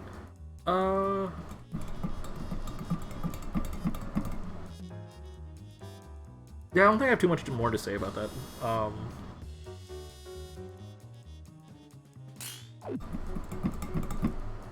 I do feel kind of bad. I feel like I talked way more about the Skullgirls than Mo, and I feel kind of bad about that. Mo, same offer goes to you. If you feel like I didn't talk enough about you or didn't give you like 2 or 3 things to work on, please timestamp, send it to me in the Discord. I'll fast forward through your VOD and find out specific things to point out.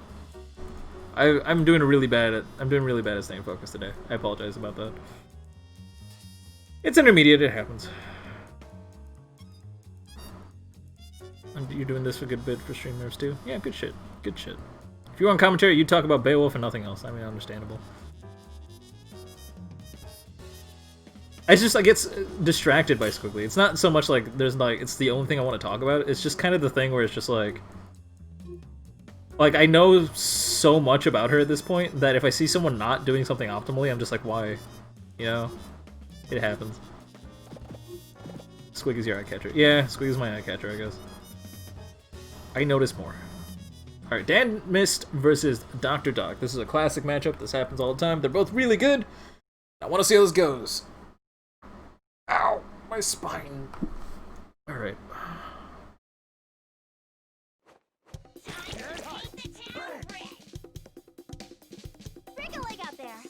This doesn't really matter for the Skullgirls stream I do, but I am building a massive new computer. It's gonna be like $7,000. This probably December. I think I'm buying the parts a little bit at a time. I just got my hands on the 3090, so I'm pretty excited about that.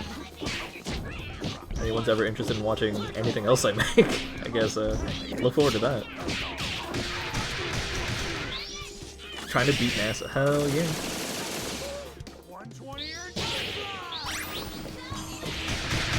That wasn't super bad, guys. I was just pointing out small things. Why'd you dash into that? What? What? Wait, what?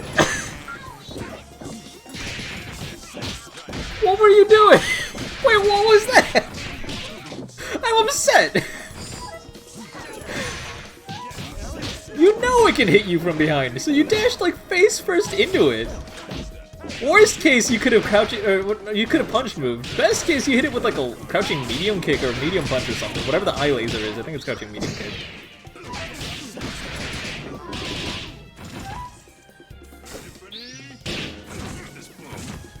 Anyone who plays Peacock like as their main will almost always encounter a scenario where suddenly what's it called? Argus hit them from behind, or hit your opponent from behind. So it's something that almost every Peacock player should know by now. Especially this level. Oh, we got the wall bounce. Just picking it up, keeping it easy. Easy conversion. Good stuff, managing where the Gordon position is. Respect it. Kept a good eye on it. Unfortunate. Yeah, honestly, don't do that mix-up against Beowulf unless you're mid-screen.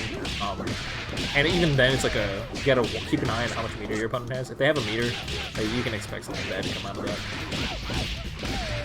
It's one of those matchup specific things.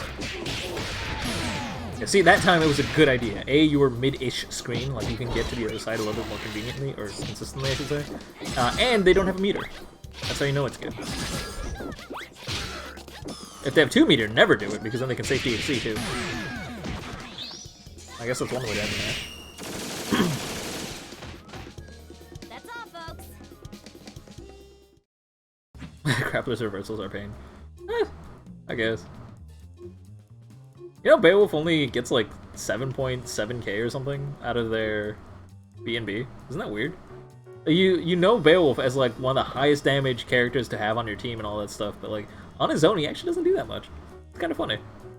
Meanwhile, Squiggly does like 8.8. Which processor? I'm getting the i7 or i9. I'm most likely the i7 10K. Well, what's it called? 10700.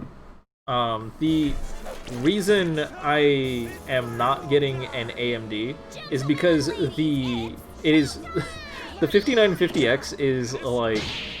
It is actually really impressive. For those of you guys who have not been keeping up with AMD processor hardware, the 5950X is actually incredibly impressive. It is, for the first time, like, my jaw has dropped from an AMD processor. It is actually very good. It was the first time I actually considered getting an AMD processor, because for the first time, you know, it actually mattered. But it costs 3 times as much as an i7-10700, and it, like, the improvement on it is at worst about 4% better, and at best 14% better, which is significant, but only if you're using a software that is optimized for 8-core processing. So it's just like, is it worth it? It's like $500 extra. And for now, the answer is no. If the i7-100 ever bottlenecks me, or the i7-10700 ever bottlenecks me, then I will switch to the 5950X. And yeah, that'll be a $400 expense, but that's fine. Like, it means I lost $400 for whatever, and I'll just sell the i7 or use it for, like, my SO computer or something like that, you know?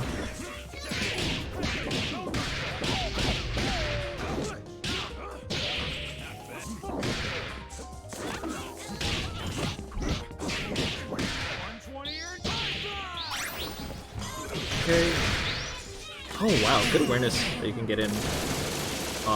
Bang bang bang in there. It's pretty good. Good shit. Knockdown, you're close enough to convert. Oh wait, maybe you're not. Never mind. You're going crazy. Can you not convert off of that? In the corner? I thought you could. You can, can't you? Am I crazy? It's a sliding knockdown. You have to be able to convert. What is the recovery on that throw? You have to use a super? That would suck. Damn, that would suck.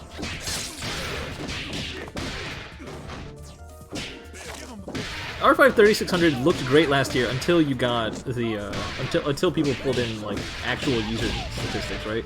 Like when you look at user benchmark and stuff, it was like that was good. It was solid, but it was not worth the money. Can't you get an H-bang? There is no H-bang. Is there an that's bang bang bang, right? Like M-bang and light bang are the ones you're talking about. Also, yo penguin. 3600.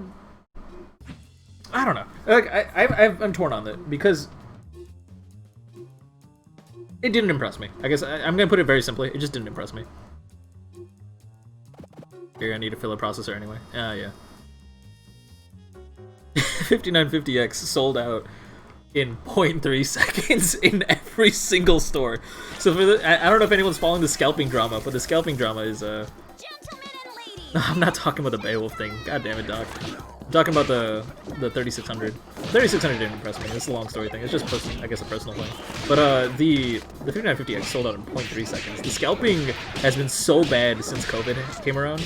Like it has just been such an annoying problem.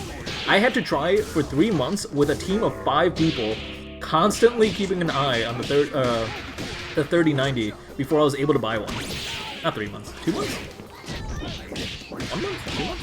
It came out in October. It feels like 3 months, okay? It was actually just 1 month. But like, it took us like non-stop us 3 trying and keeping an eye on any time a single store got a restock. I got a solid restock on it. And I managed to get a 3090 last second. It was so fucking... I'm so happy. I just got that like 2 days ago, 3 days ago. So happy. I legitimately was afraid I'd have to postpone building my computer because I didn't, or I'd have to like buy like a 2060 temporarily or some shit. I definitely did not want to do that.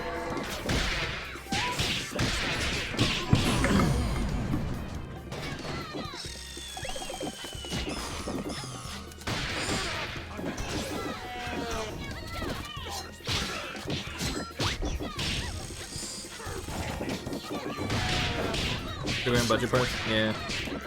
It sucks. It sucks so bad. It's such a shitty feeling where it's like, well, I guess I have to drop $300 so I can use my computer at all.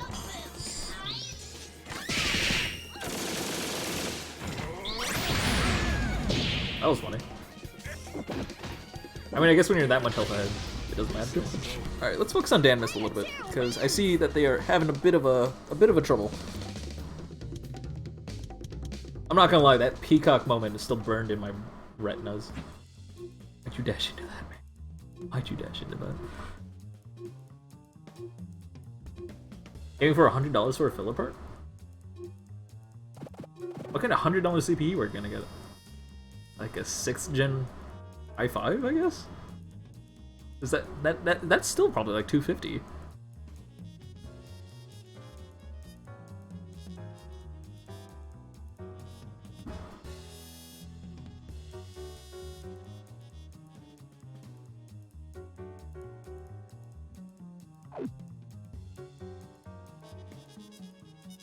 Where did Dan Mist go? Dan Mist, it's 5 games. Where'd you go? Come back. I want to talk more about you. We had a good set before. Where'd he go? Where's my guy? At Dan Mist. Hey, you're back. Alright, good shit. Welcome back. 2 more games.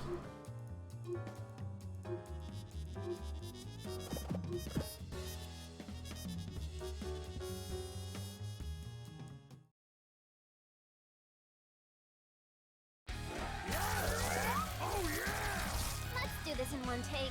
Let's see. Okay. Put some space. Get some momentum going. I know you want to build some meter. You gotta be careful when you're playing against an A-Train assist.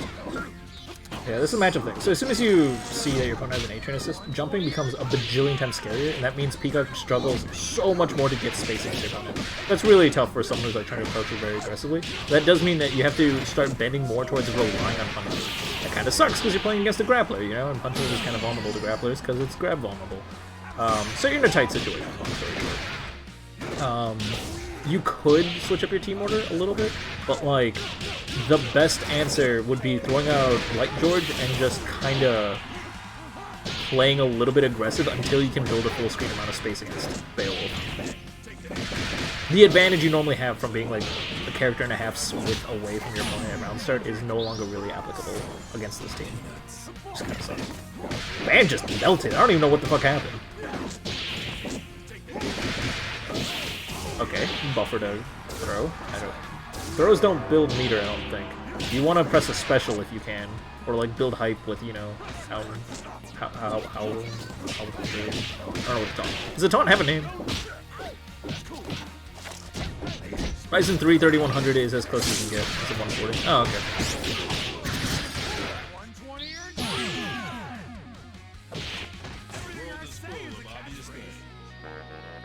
Okay, nothing left to see here.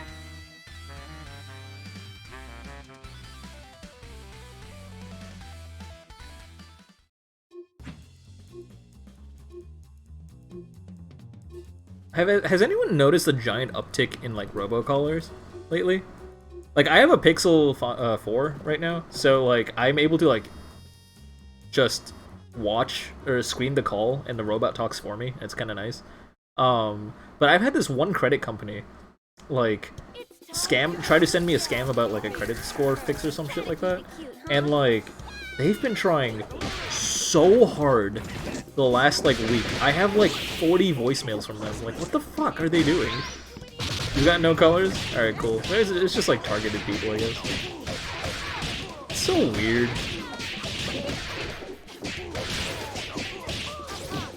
Speaking of quote-unquote Chinese robocallers, you know there was like a weird racist schling, I guess, on Facebook, where there was just like, whatever you do, don't answer calls from China because they're spreading the coronavirus with it. I always thought that was the funniest fucking thing I've seen on Facebook. I don't go on Facebook, but someone sent me a screenshot of it, and I was like, damn, that's a whole new low. Yeah, exactly. Your reaction is 100% exactly how I felt.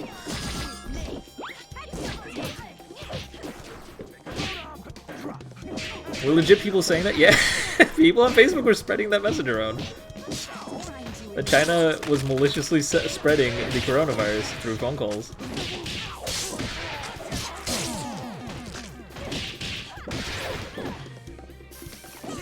Yeah, they are built.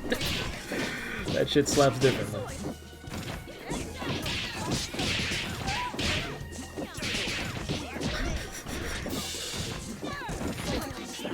Let's look a little bit more at this splice right here. I want to see this splice. This is a team that I know Damnus is working on. They played it against me a little while ago. Okay, they got ground. Nice blocks on the George, good awareness. Unfortunately, I don't know if you air dashed. It didn't look like you air dashed, but you did jump forward without being able to hold back. You were too close to Band. Band has enough super flash that you can't hold back if you're holding forward at a certain spacing. This is a very good reversal. Probably the best. Could be the best.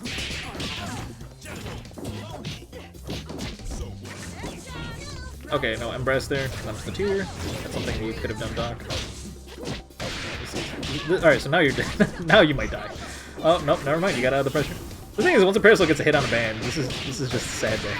You might just die here. Like, not because of the damage or anything, but because there's not much you can do. Like, alright, now with that reset, it looked American. It might be American. I don't actually know if it was American. Parasol, you can never really tell if she's resetting you or not. Everything looks the same. Oh, you might die. No, you're fine. This is weird. You were block dashing. No, and then you didn't punish. You were block dashing. That was the correct thing. Like you were fine. But after that, you blocked the beam, and you should have called the anti-projectile egret. Egret? No, emigret. You should have called emigret, and then you want to use snipe. You had a meter. And then you could have gotten into the corner and killed him. So you had the winning... They were in checkmate, and he threw it away, is what happened.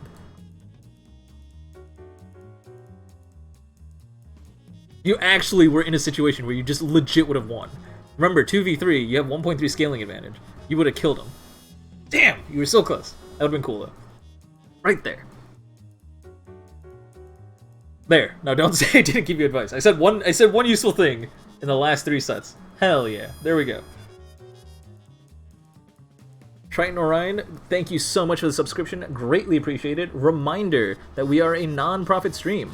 All donation and subscription money goes straight towards funding and increasing the prize pool for the prize pool tournament at the end of every month. So thank you so much for contributing. You are supporting the SGC by giving money directly to the players. Greatly appreciated. Thank you so very much. And you gifted a sub. How nice of you. To Taraske. I don't know who that is, but awesome. Thank you so much, Taraske, for being a part of the stream. And thank you so much, Triton Orion, for your generosity. Greatly appreciated. It has actually legitimately been like 3 months since someone has subbed or provided any bits to the stream. Just saying. This is a good feeling. Skullgirls was... I mean, the stream was not dead, per se, but like... It was a bit of a smaller turnout for the last couple of months, and that generally happens like fall-winter time. Fall-winter time, people stop playing Skullgirls for a little bit, until about like January-ish, which is kind of unfortunate, but it seems to be, it's always been a trend. It has like always been a thing, and then it comes back like swinging real hard around like spring. Almost always. But yeah. Oh, god dang it. I did not change the title of the stream. Well, the title of the stream is supposed to be Skullgirls Get Gr8. That's cool. SG Hibernation, exactly. You resubbed in the last month? Did you actually? I didn't see it. I didn't get a notification. I'm sad. You're a broke college student? Completely understandable. I'm not asking people to donate or provide subscriptions or anything like that. I'm just saying, like, it's like I didn't see anyone, like before, I think like early this year and a lot last year, people donated almost every stream. Or not donate, I should say. Like, people gave bits and or subbed like almost every stream. It was really cool. There's just been a bit of a lull in that. And not that it matters to me. It's not like I'm getting this money, really. It helps me pay for the prize pool that comes out of my pocket, so it's just kind of nice. Gives you time to learn the game. Oh, hell yeah. Did you actually resub last time, Turktos? God damn. I'm gonna check the history. I feel bad, because I would have definitely called you out on that. Thank you so much. Hey, Crank, are you gonna play Plus R tonight? I am going to be playing Tekken at 7:30-ish tonight.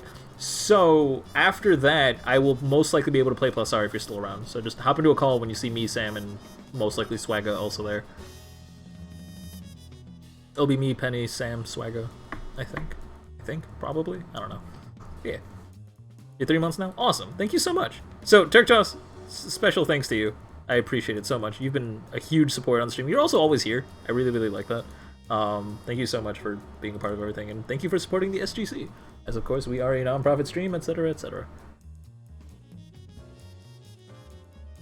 You a cool dude. I also get to talk to hardware, or talk about hardware and nerdy stuff in general with people. That's a nice feeling. Thanks for doing this. Yeah, glad I can. I like talking about nerdy shit. And I think I'm the only person in my friend group that's really into hardware. That's not completely true. I have a couple of friends in indie, that's about it. You were out for the last week or so, but stuff happened. Okay. Well, hopefully you got that all sorted out. I hope your life is going smoothly. And speaking of things going smoothly, I will have to smoothly transition into the end of the stream. Thank you everyone so much for showing up. I hope you guys enjoyed the show. If you liked what you saw here and you learned a bunch and you want to practically apply the things that you are practicing, well, sign up for Skullgirls Be Great every Wednesday at 7 p.m. Central, 8 p.m. Eastern, etc., etc. What we do there is we host a standard Skullgirls tournament, much like majors, following very similar rules, so on and so forth. So you get to try out all the things that you are practicing in a practical scenario. And of course, the first 3 weeks of the month are building seeding points, randomly seeded, and the 4th week of the month is the prize pool tournament that I was alluding to a little bit earlier. So do well in the first 3 tournaments and get money in the last tournament. That's how it works. So yeah. Hopefully you guys sign up for that. If you guys are not interested in that, that is perfectly fine for me. Don't worry, I am here every Saturday, 3 p.m. Central, 4 p.m. Eastern, etc., etc., hosting Skullgirls Get Great, so you can get your weekly dose of advice. I am the Crank Machine. You guys are awesome. Thank you so much. Bye-bye.